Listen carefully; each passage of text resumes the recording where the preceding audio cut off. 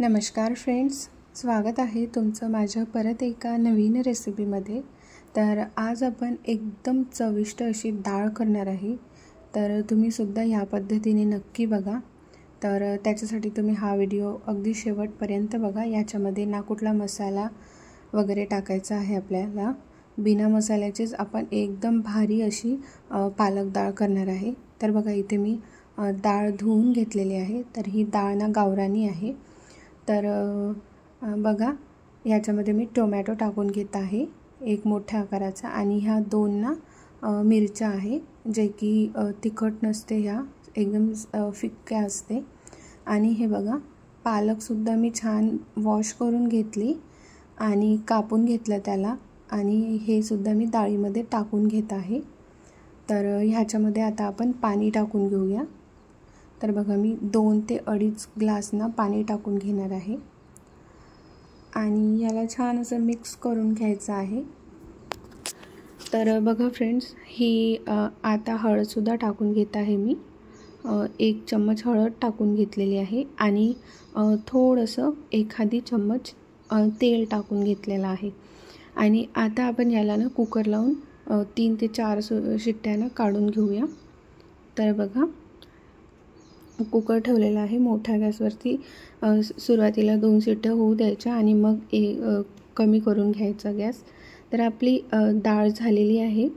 कुकरला थंड होऊ द्यायचं आणि इथे मी घेतलेला आहे कांदा, लसूण जिऱ्याचा पेस्ट, सांबार आणि कढीपत्ता।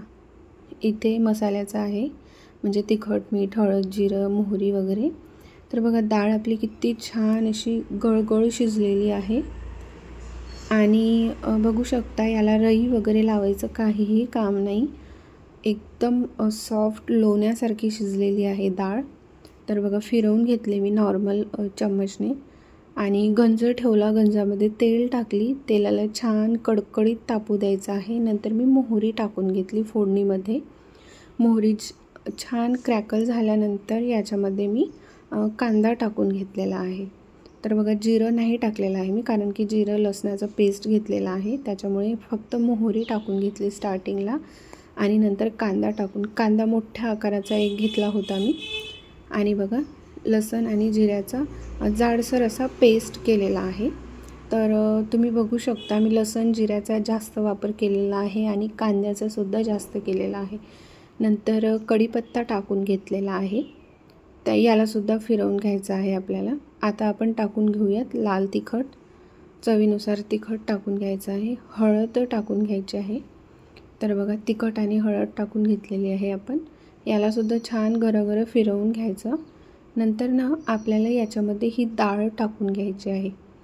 तर बघा, डाळ टाकून घेतलेली आहे।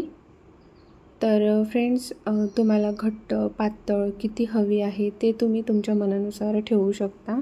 मला इथे थोडी पातळ कन्सिस्टन्सी हवी आहे, तर मी इथे पातळच ठेवणार आहे।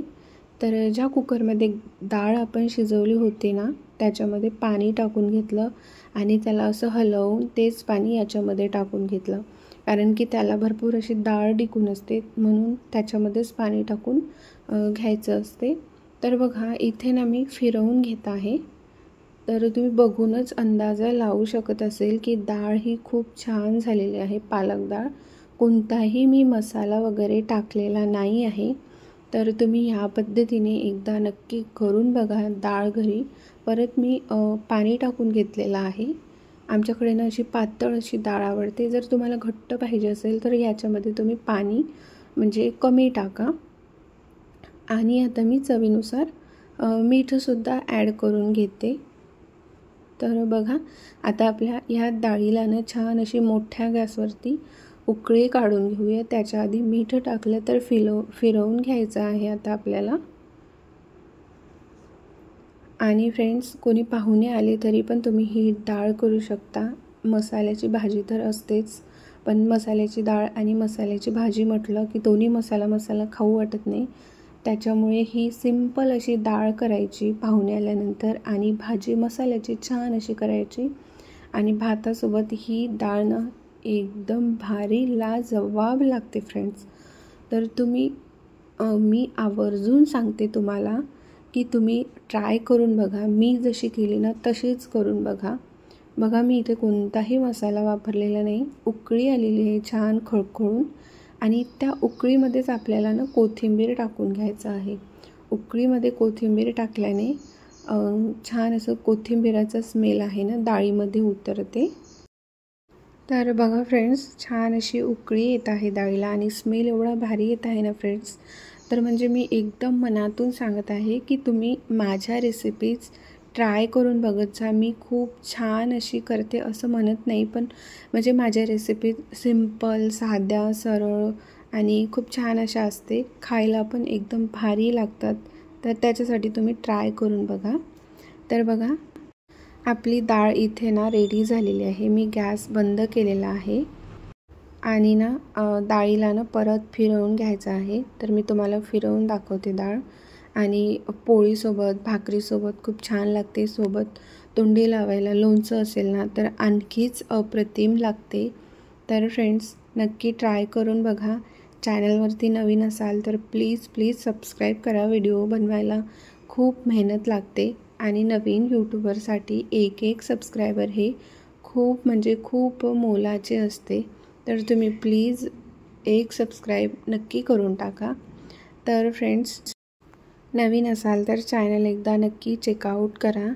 आणि खूप छान छान अशा रेसिपीज मी अपलोड केलेल्या आहे. कमी तेलामध्ये, कमी मसाल्यामध्ये कशा रेसिपीज आपल्याला छान करता येईल ही पद्धत मी दाखवत असते.